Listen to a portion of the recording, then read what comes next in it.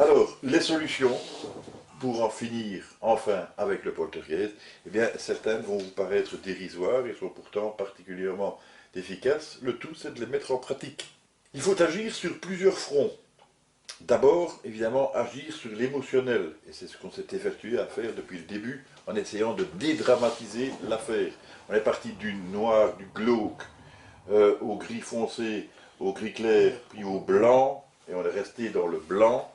Jusqu'à maintenant. On a commencé avec l'effroyable affaire de V, on a continué avec l'incroyable affaire de V, et puis l'affaire de V, et puis les explications, et puis maintenant les solutions. On a aussi expliqué que les affaires ne découlaient pas du surnaturel. Il n'y a pas de démon, il n'y a pas de diable, il n'y a pas de sorcellerie, il n'y a pas de sorcellerie. Il faut oublier tout ce genre de choses. Il faudra aussi agir sur le contexte, ça c'est important. Enfin, en fait, tout est important. Agir sur l'information et agir sur le vortex. On n'a pas fini, on n'est pas au bout de nos peines, mais on a avancé. Agir sur l'émotionnel. Tout étant explicable scientifiquement, il n'y a donc plus aucune raison de craindre le surnaturel.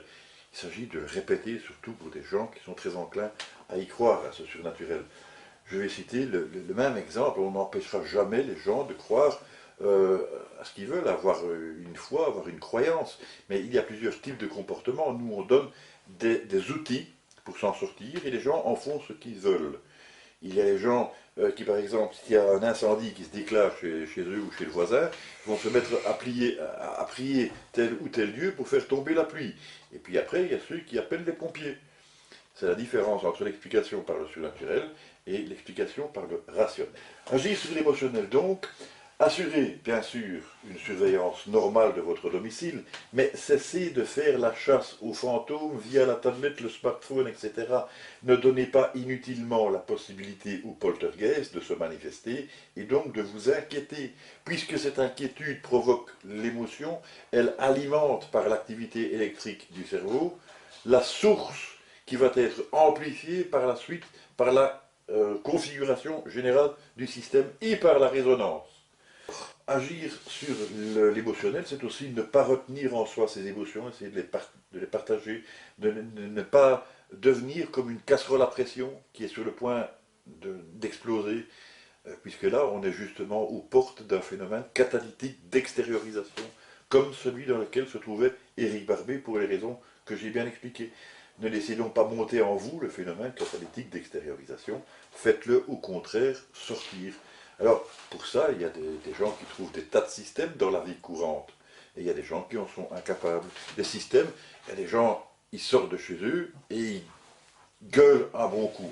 Il y a des gens qui prennent une douche, il y a des gens qui font du sport, il y a des tas de systèmes qu'on peut trouver pour extérioriser. Okay. Bon, alors, agir sur l'émotionnel, vous allez rire, vous allez trouver ça dérisoire, mais la respiration joue un rôle très important. Savoir respirer, le contrôle, la méditation, le zen, la sophrologie, il y a des tas de systèmes qui agissent. Et la respiration, je signale que même au niveau sportif ou au niveau kiné, a une grande importance. La valeur du mouvement kinétique est différente selon la façon dont on respire et au moment auquel on respire, parce que aussi, là, on entre en résonance avec son corps. C'est donc vraiment pas con du tout, cette histoire. Hein. Agir sur l'émotionnel, c'est par exemple faire du sport, faire de la gym ou bien n'importe quoi. Aussi la pratique des arts martiaux, dans laquelle d'ailleurs la respiration a beaucoup d'importance. La marche est excellente, elle permet de s'extérioriser, de sortir de ses quatre murs. C'est un sport qui n'est pas cher, il est très démocratique. Il peut se faire seul, il peut se faire à plusieurs.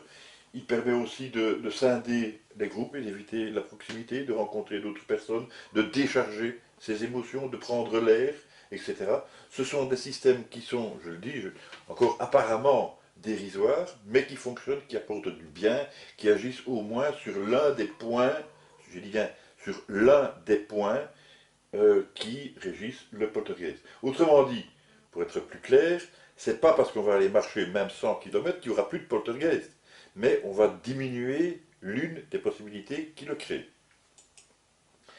Il ne faut au contraire pas se réfugier dans les calmants, les psychotropes, les somnifères, les anxiolytiques, les antidépresseurs, tous les médicaments en fait qui sont susceptibles de provoquer un état de conscience modifié qui lui à ce moment-là pourrait être préjudiciable et relancer aussi le processus du poltergeist. Bien sûr, consommer de l'alcool ou de la drogue, ce n'est pas non plus indiqué, c'est vraiment pas la meilleure solution.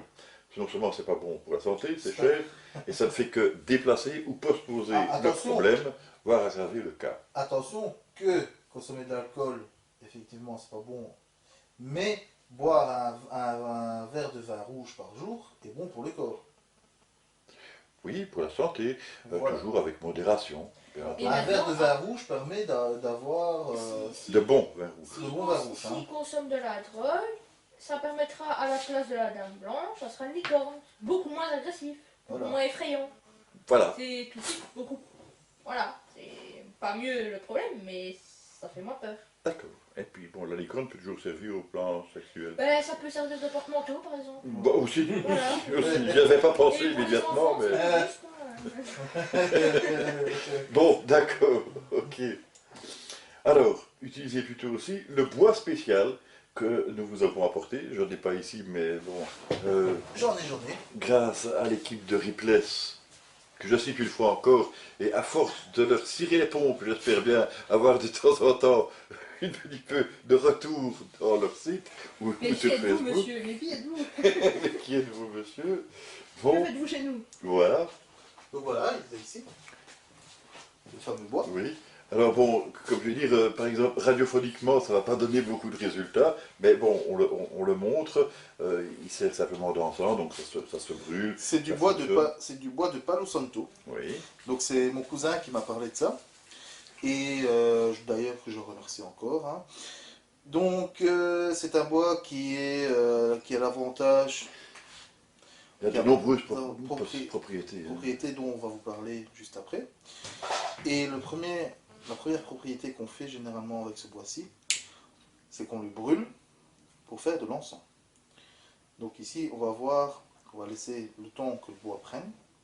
D'ailleurs, il va laisser un peu de fumée noire au début, mais pas quelque chose qui va tacher les murs ou quoi que ce soit, hein, bien sûr que non. Une fois qu'il prend bien, comme maintenant, ce qu'on fait, c'est qu'on le secoue, et voici ce qu'il fait. Donc le feu est éteint, fumée blanche, mais qui a l'avantage d'avoir déjà une très bonne odeur. Fumée blanche, habemus papam, nous avons un pape. Donc voilà. Donc ça sert justement, une des propriétés, à faire de la méditation, tout simplement. Oui, ils en ont bien besoin. Voilà. Mais les autres propriétés arriveront maintenant, avec la suite. Non, en fait, j'avais prévu un dépliant à remettre... ah oui, mais c'est pas grave, je sais pas si t'as... J'ai peut-être un texte, on verra ça peut-être après. On verra ça juste après, donc c'est simplement du bois de Palo Santo. On peut s'en procurer donc justement dans tout ce qui est magasin de... D'ésotérisme, excusez-moi, je ne retrouverai plus le nom. Ça ne coûte pas très très cher, je crois que pour... C'est une histoire de 5 euros plus. Voilà, pour quelques bâtons, c'est une histoire de 5-10 euros, et je crois que 3 ou 4 bâtons. Et ça permet non seulement d'enfumer un peu la maison pour qu'elle sente bon, et c'est quelque chose de très naturel, parce que c'est du bois pur. Il n'y a pas d'additif. Ce que j'ai retenu, c'est que ça avait, ou en tout cas que c'est supposé avoir, un effet aphrodisiaque. Oui, aussi. Alors tout ceci, évidemment, ne supprimera pas, je parle ici du bois spécial, le poltergeist, mais vous aidera à lutter contre les problèmes émotionnels, mais ça peut entre aider. autres. Voilà. Démonstration, on l'a fait donc par le bois, ici en question. Alors, agir sur le contexte. Bon, là, c'est plus compliqué, parce que nous ne pouvons pas dicter le comportement des requérants. Nous ne pouvons pas leur dire « faites ceci, faites cela », leur donner des ordres, nous ne sommes pas chez nous, et de toute façon, ils feront comme ils voudront. Voilà, s'ils veulent le faire, ils le feront, s'ils ne le veulent pas, ben, tant pis, c'est que du blabla à ce moment-là. Voilà. Mais nous pouvons donner des conseils dont vous ferez ce que vous voudrez, et en voici donc. Calmez-vous et essayez d'envisager de diminuer la promiscuité, puisqu'on a vu que c'était l'un des facteurs de création d'un poltergeist, scinder le groupe, même provisoirement, partiellement. Je ne dis pas qu'il faut arriver à une séparation de la famille ou quoi que ce soit, mais de toute façon, d'une manière ou d'une autre, ils seront forcés d'y arriver. Comme je l'ai expliqué tout à l'heure, les enfants, ils vont grandir et ils ne pourront pas pousser les murs. Il faudra bien qu'ils arrivent à un moment ou à un autre. Il faudra courber le tordon. Quelque chose comme ça, quoi. Bon, voilà, on l'a compris. Couper le cordon, voilà. Voilà, ça devient long, Si tu veux, je termine la fatigue s'installe. Favoriser l'intimité de chacun en vue d'une harmonie sexuelle, ce qui ne veut pas dire non plus du jour au lendemain de passer en revue tout le Kama Sutra. Hein.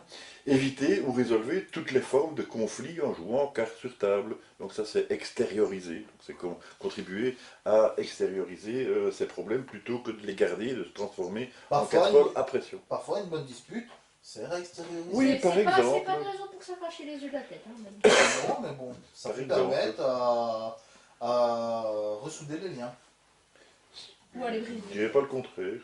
Maintenant, s'il y a moyen de le faire sans dispute, c'est encore mieux. Oui, bien sûr, mais bon, c'est un exemple. Agir sur l'information, voilà qui est beaucoup plus compliqué, mais bon, ça mérite d'être dit. Donc, rappel du modèle de l'information pragmatique de Walter von Lucadou, le principe, la formule, je vous l'ai expliqué tout à l'heure, fiabilité, autonomie, confirmation, nouveauté, en C', mais N' pour la situation de départ, situation d'arrivée, et tout ça doit être inférieur à l'information pour que se produise le phénomène de poltergeist.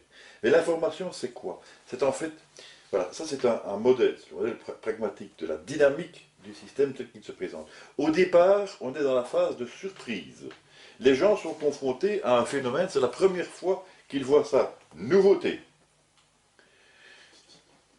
Ça se reproduit, autonomie, et ça se vérifie, fiabilité.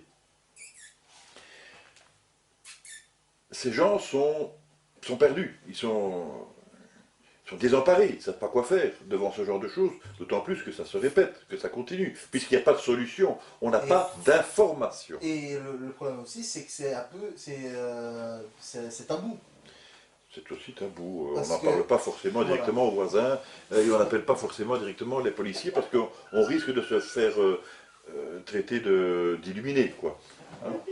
Donc ça c'est la phase de surprise, va venir un ensemble d'autres phases par la suite, dans lesquelles les gens vont rechercher de l'aide, vont rechercher de l'information, et où on va commencer à s'intéresser au sujet. Parce qu'en fait, je vous rappelle qu'il y a une personne qui est en souffrance, qui est en mal-être, et qui l'exprime par ce phénomène catalytique d'extériorisation, mais qui n'en trouve toujours pas la solution parce qu'il n'y a pas d'information sur le sujet. Peuvent intervenir à ce moment-là des géobiologues, des prêtres, des enquêteurs, même des sceptiques, peu importe, du moment qu'on s'intéresse au sujet. Un petit peu comme l'enfant qui est occupé de faire le pitre, et qui va continuer de faire le pitre tant qu'on ne le regarde pas et tant qu'on ne l'intéresse pas. Voilà. Bon. Et c'est là aussi qu'il y a quelque chose d'intéressant, c'est qu'une fois que donc on se rapproche du tout satisfaisant d'information, le poltergeist va disparaître dans sa dynamique. Par contre, ce qui peut arriver, c'est qu'un épicentre qui se retrouve subitement dépourvu de ses capacités à produire un phénomène de psychokinèse, va se ressentir frustré, un peu comme l'enfant qui disposait de sa baguette magique ou de son jouet extraordinaire, et tout d'un coup, bon, les piles sont fichues, ça ne marche plus, zut. Alors il trouve une astuce pour reproduire, mais le reproduire frauduleusement, le phénomène. En le reproduisant frauduleusement, il se fait piquer, et les sceptiques en profitent pour vous dire que le phénomène de poltergeist n'existe pas, puisqu'on l'a pris en flagrant délit. Bah oui. Mais ça s'explique notamment par cette dynamique. Donc, faire appel, ben, vous l'avez fait, là on s'adresse aux requérants, bravo, sauf que cette fois-ci vous avez trouvé les bons interlocuteurs, et c'est ce que nous avons fait aussi aujourd'hui, mais ce n'est pas fini. En augmentant l'information, vous détruisez le phénomène catalytique d'extériorisation, par ses propriétés quantiques et l'effet observateur, vous diminuez les possibilités de manifestation de type poltergeist. Ce serait trop compliqué à expliquer maintenant parce qu'il faudrait entrer dans les principes de physique quantique. et je n'ai pas la prétention d'être un spécialiste en la matière, même si je l'ai étudié quand même pas mal, surtout ces derniers temps. Il vaut mieux illustrer par un cas réel, représentatif. Celui notamment de Philippe le fantôme crié en laboratoire. Ça va intéresser quelqu'un ici dans l'assistance.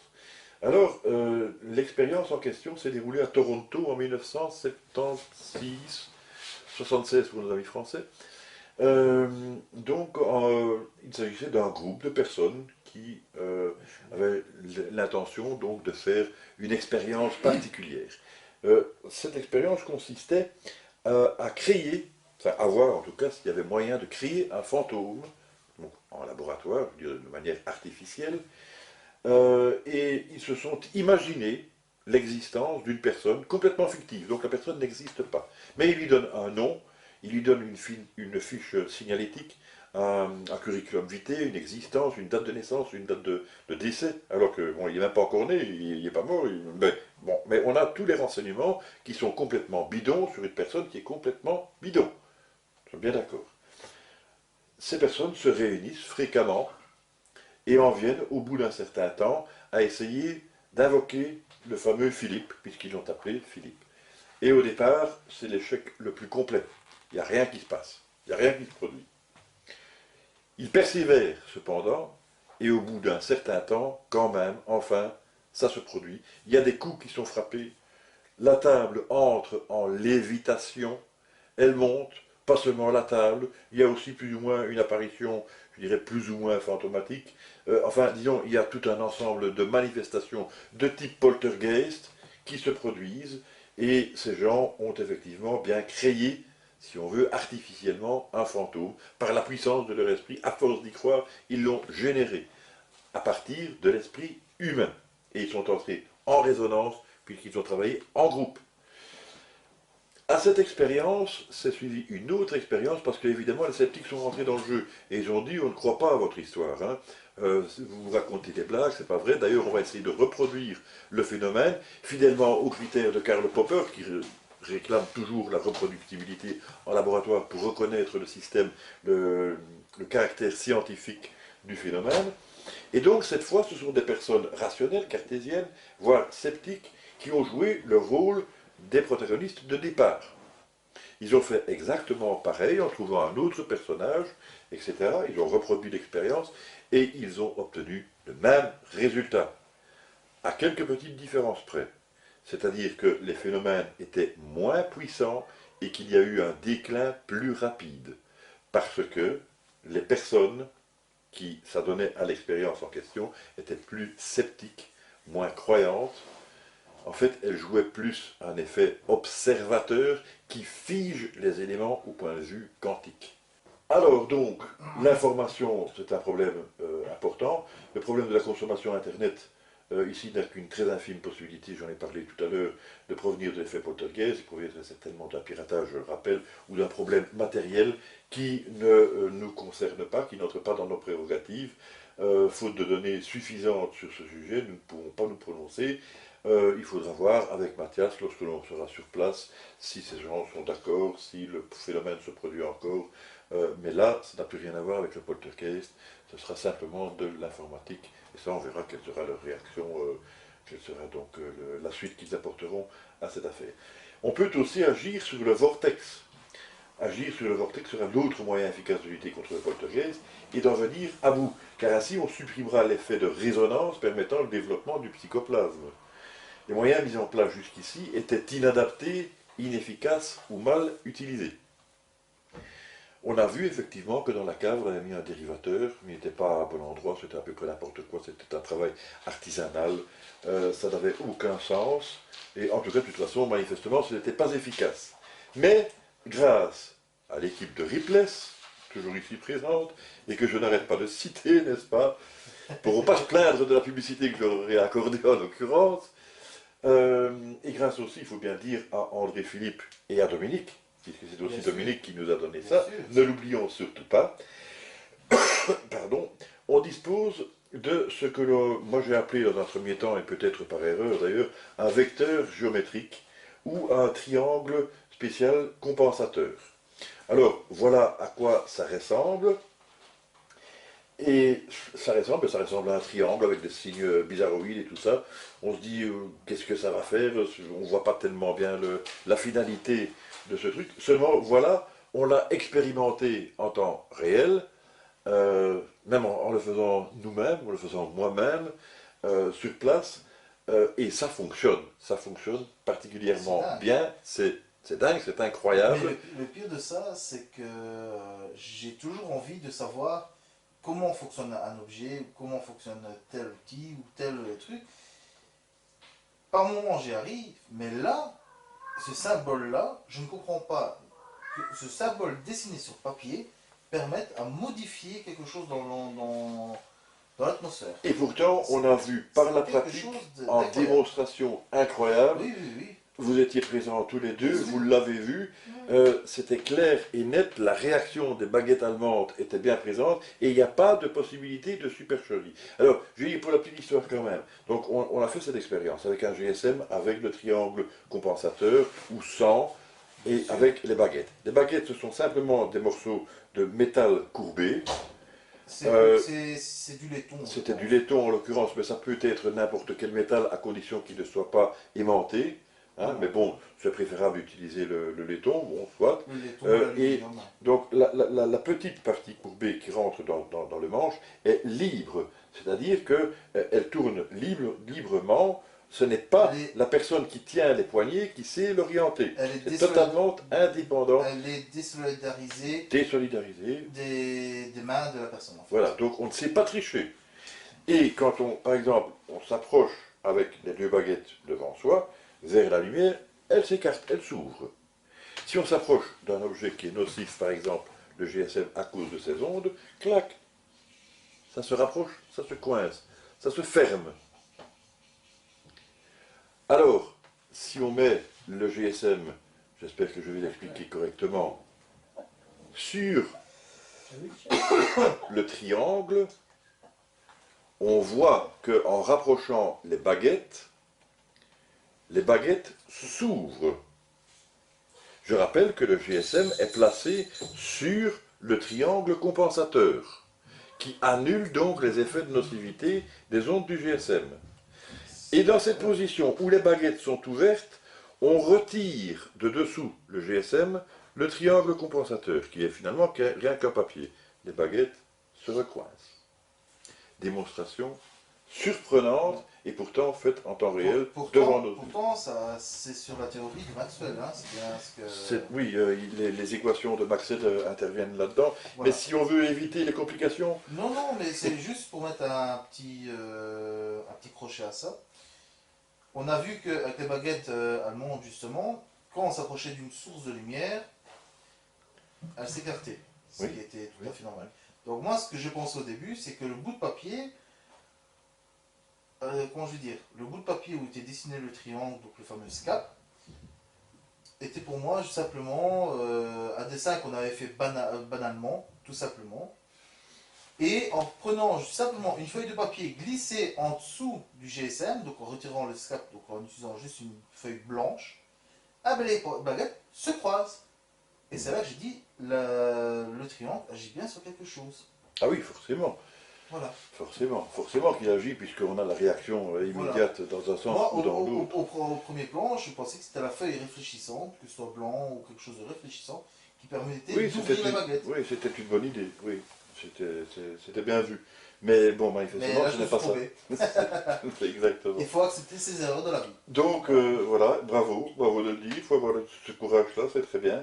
Et donc, force est de constater que ce système fonctionne pour supprimer les ondes nocives, pour supprimer le vortex et donc le psychoplasme, et donc, par extension, le phénomène de résonance, et donc le poltergeist, à condition évidemment qu'on accompagne ça des conditions réunies pour lutter contre tout ce qui peut provoquer le poltergeist.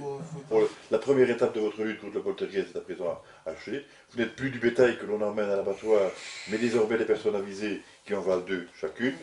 La deuxième étape sera à notre charge, mais ce n'est que la conjonction des deux qui aboutira à la solution. C'est-à-dire d'un côté, lutter, comme je l'ai dit, sur le contexte et l'émotionnel, et de l'autre côté, eh bien, on placera les triangles SCAP aux endroits appropriés Ils seront donc localisés à l'aide des baguettes allemandes. Et puis à ce moment-là, théoriquement, ces personnes devraient être débarrassées de leur poltergeist. Alors voilà, chose promise, chose due. J'ai modifié un petit peu l'image pour pouvoir essayer de cadrer et de faire une petite expérience avec vous. Je vous présente ici donc l'une des baguettes allemandes qui ont d'ailleurs été fabriquées par l'équipe de Ripless. Alors bon, ici, eh bien, c'est la poignée. Là, la fameuse tige courbée en laiton. Et vous voyez qu'elle est tout à fait désolidarisée du manche. C'est-à-dire que bon, moi je ne sais pas intervenir, sauf évidemment si je mets mon doigt, hein, à ce moment-là, je peux l'orienter d'un côté ou de l'autre, c'est évident. Il y a deux baguettes de la même sorte, et ces baguettes vont réagir en fonction du caractère positif ou négatif de la chose, donc la lumière étant considérée comme étant positive. Donc je précise tout de suite, par souci d'objectivité, que je me trouve dans un environnement où il y a énormément de possibilités d'interférence. Donc je vais essayer d'être le plus précis possible, de ne pas m'écarter de telle manière à provoquer cette interférence, mais je vais me rapprocher de l'écran, qui évidemment est lumineux, et vous allez voir, j'espère, que les baguettes s'ouvrent, ce qui est effectivement le cas. Il faut procéder évidemment à l'expérience inverse. Alors, me revoici avec les baguettes et un téléphone posé simplement sur le bureau pour que vous puissiez voir. Je descends avec les baguettes et vous voyez que les baguettes se croisent. C'est clair. Maintenant, je vais essayer de procéder à une autre expérience devant vous. C'est pas spécialement simple. Donc, disons que je vais essayer d'intervenir mentalement sur la baguette et de l'écarter, on va dire, à l'extrême gauche, ce qui d'ailleurs va être purement contradictoire avec la configuration, puisque justement j'ai à ma gauche une lampe allumée qui devrait la repousser. Donc ce sera par l'effort de la seule volonté. Bon, je ne garantis pas d'y arriver, mais on va essayer, si vous permettez, parce que ça va prendre un certain temps.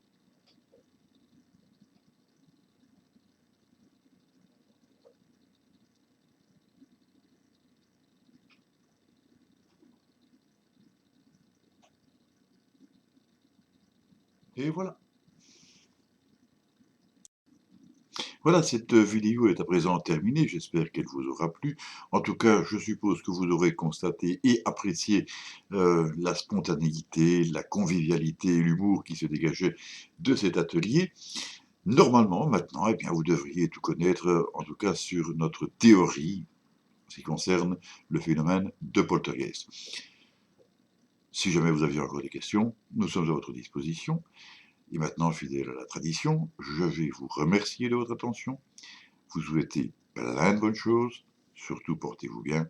Bye bye, au revoir.